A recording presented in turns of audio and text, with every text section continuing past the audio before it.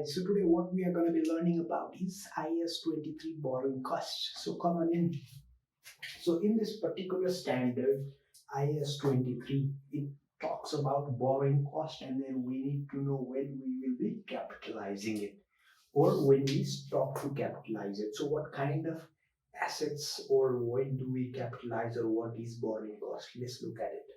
So according to IAS 23 borrowing cost, so borrowing cost is any interest or other cost that an entity incurs in connection with borrowing of funds. Okay, so any interest or other cost associated with borrowing of funds. Okay, that is your borrowing cost. And then, so when do we recognize a borrowing cost?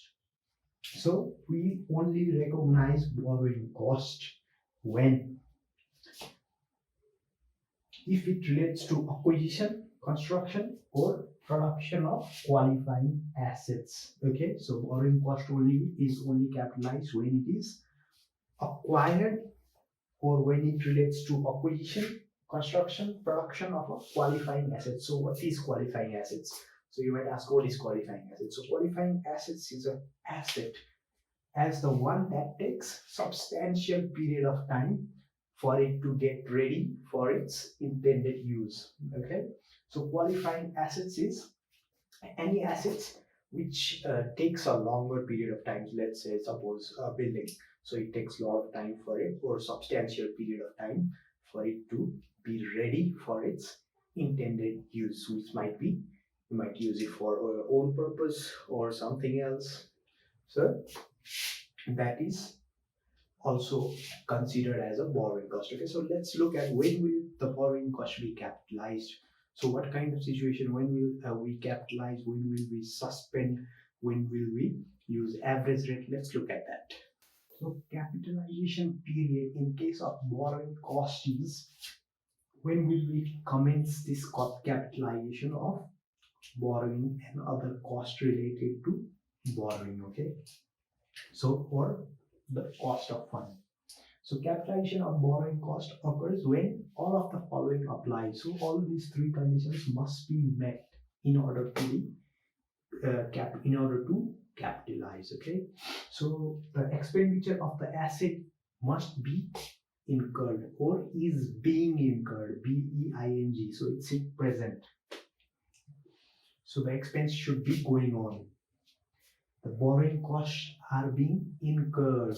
So being incurred, that means it is running or it is being charged by the bank or whoever is the provider of the funds. Okay, and then the activities that are necessary to get the assets ready for use is in progress. So all the building materials and all the preparations are already in place or a concrete plan is already there. So this is after this.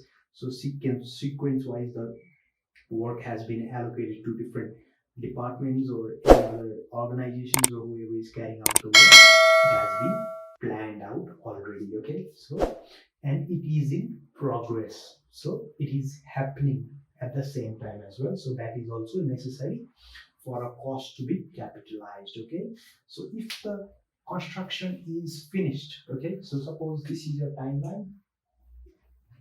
So in the middle of the year, your construction is finished. So what you do is you want to capitalize it from here onwards. Okay, after this date, you don't need to capitalize it.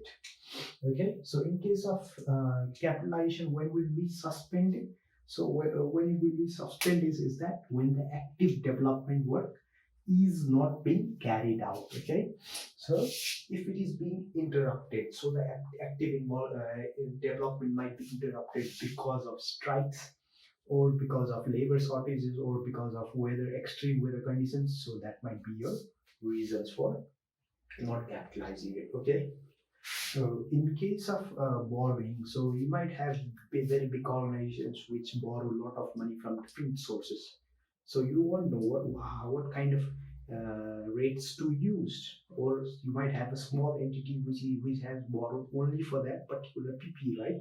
So they might only have one project going on, whereas a big company might have different projects going on. So in a small company, it will be specific borrowing and then you will know the interest that you are being charged by the particular bank or the provider of the funds. Okay, so what you do is that during this period, suppose you had taken a loan on this date, and then your interest, so you invested it during this period. So what you do is that you subtract the income from that investment, so your interest payment will be less. Okay, so that is the only amount that you will be capitalizing. So your difference or whatever interest you are paying after the income has been deducted will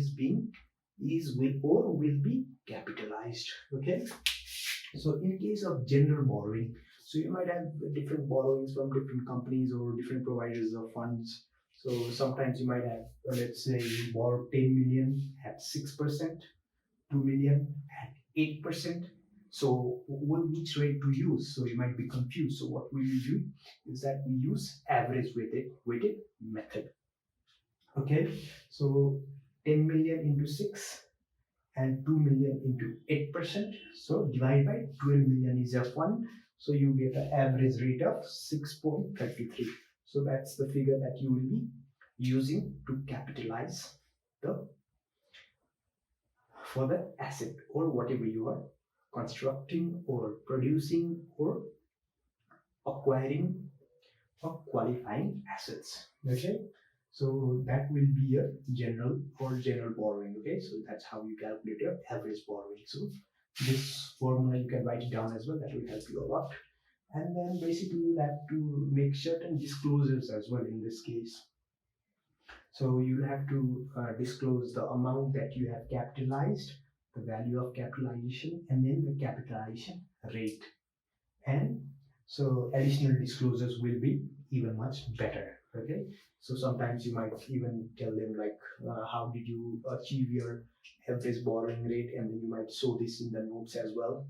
So basically you'll have to make some disclosures about it as well. So main thing that you need to remember in this context is that the timeline.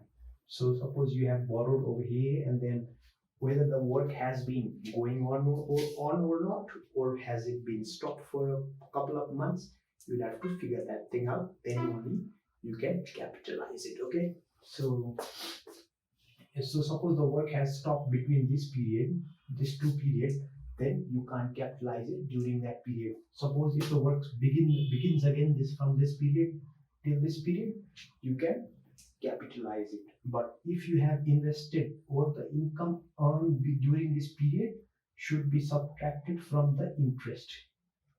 Interest minus your income during this period should be subtracted. Always remember that. Okay, and then if you have different borrowings, use average borrowing rate. Okay, so that's it guys, pretty much. So we will definitely be solving few more problems about it. The standards is pretty much done. So let's look at few problems, and that should help out or help us clarify any sort of problems. If you have any other questions, please do comment down below. Until next time, bye bye.